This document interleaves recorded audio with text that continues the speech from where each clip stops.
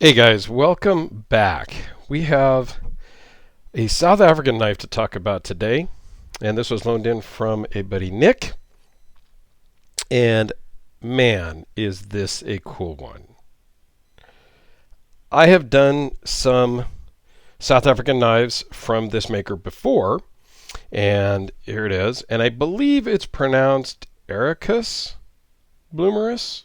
I think the H is kind of silent or soft, but here's his information. This is the, certificate of authenticity, so it comes with some information there, which we'll talk about. And it comes in kind of a cool little case where they can put the card in like this inside the little pocket. And yeah, there you go. So Nick bought this from Fort Henry. He saw it. He fell in love with the bolsters, much like I did when I took it out of the box. And he bought this for, I believe it was $800. And I've talked about the value you're going to get from a South African maker. It's incredible. I mean, just absolutely an incredible value. Okay? From an American maker, this is nowhere close to $800. So when Nick got it home, he looked at it, and they found a little ding, a little chingadera on one of the scales. And so he reached out to Herucus, said, "Hey, I just bought this, not from you directly, but I bought it from Fort Henry." Explained the situation, said, "I had a little thing here," sent some pictures and back and forth. And he says, "Hey, can you send it to this guy? Because this guy here in the States had a shipment that was going to go to South Africa." And so Nick did. He sent it off right away. The knife made its way all the way back to South Africa. So Herucus looked at it himself and said, "Yep, I see where there is a little ding," and I think this is it right there, on one of the scales. And he then proceeded to make him a new set of scales, fit them on, and a little bit different pattern just because based on the material, you can't duplicate it. But he was able to make another set in the same color and whatnot. And it's pretty cool how they have the standoff for the pocket clip is kind of epoxied on of carbon fiber. And we'll talk about that when we zoom in on the knife. So he's fixed it, and he sent back the knife as well as the scales. And I believe he also mirror polished the flats while he had it in South Africa for the second time as kind of a, "Hey, thank you. I'm sorry that you bought a knife that had a ding in it." So he went a little bit extra step, took that apart, hand polished that, and, sent it back to Nick. And Nick is exceptionally happy.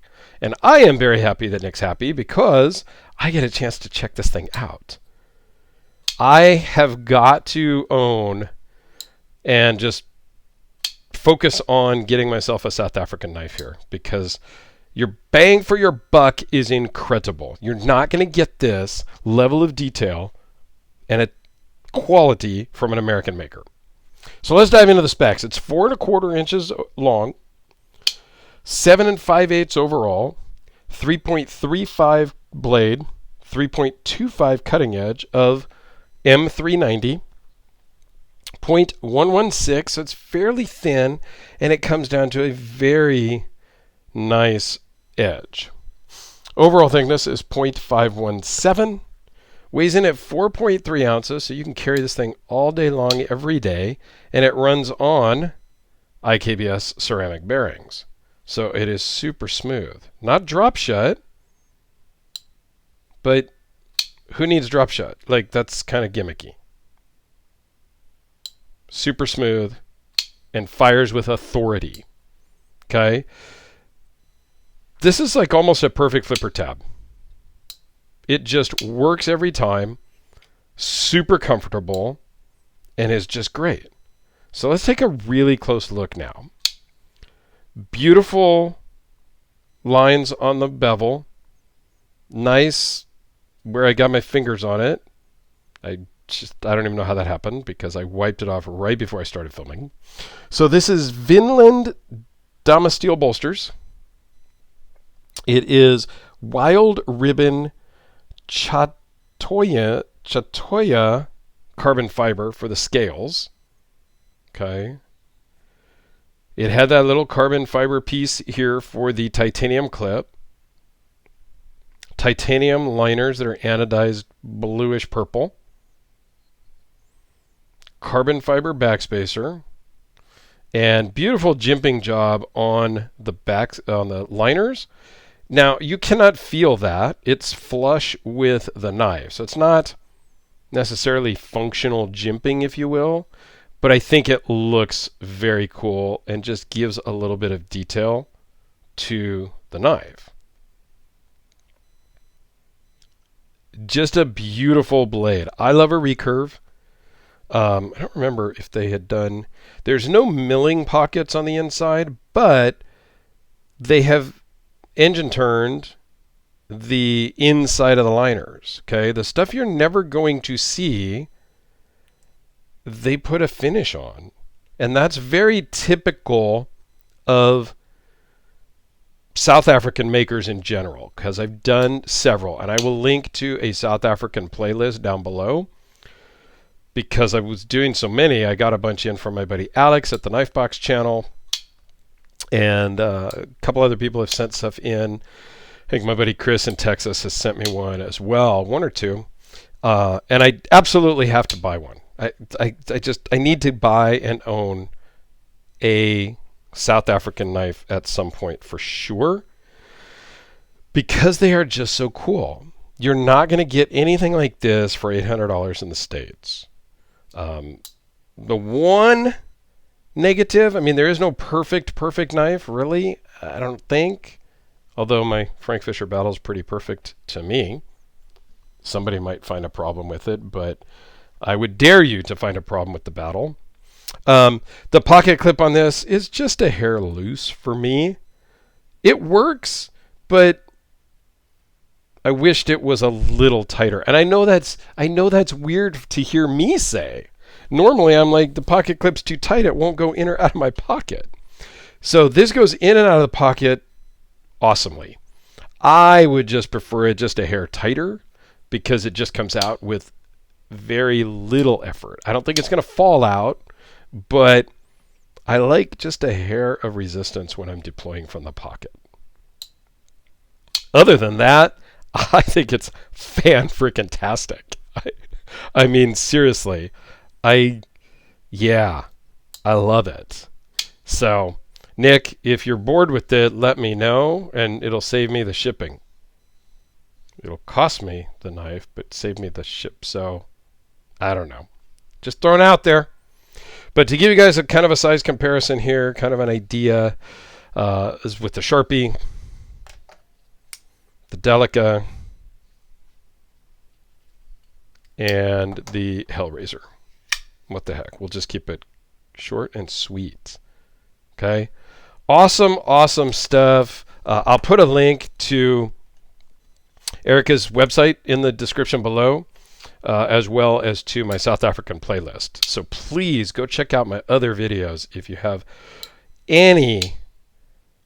if this appeals to you at all, I really implore you to go check out the other South African makers that I've done, as well as some others from Herucus. So, thanks a lot, everyone. This has been fun. I absolutely love the South African makers.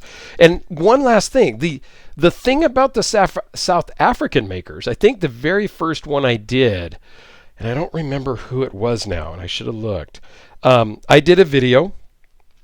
And literally the next day, I got a message on Instagram, I think it was, from the maker saying, "Hey, I saw your video about me. You did a great job, and thank you so much for taking the time to showcase my work and talk about me." And I was really honored by that. At first, I was like, how the hell does this guy even know I exist, right? And then I later found out that Alex from the Knifebox channel had sent him a link to the video. But that's okay, because Alex is super close with that particular maker. And that's okay, but he made a few comments in his message to me where I could tell that he had watched the video. You know what I mean? So he didn't just get a link, see that it was about him, and then send me a message. He actually watched the video, which I was honored about.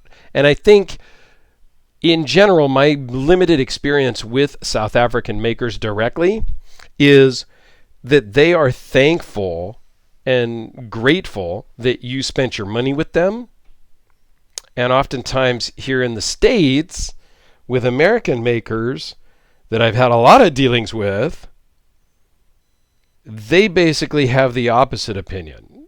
You, as the customer, should be honored and grateful that I, as the American maker, sold you my knife or allowed you to be on my books.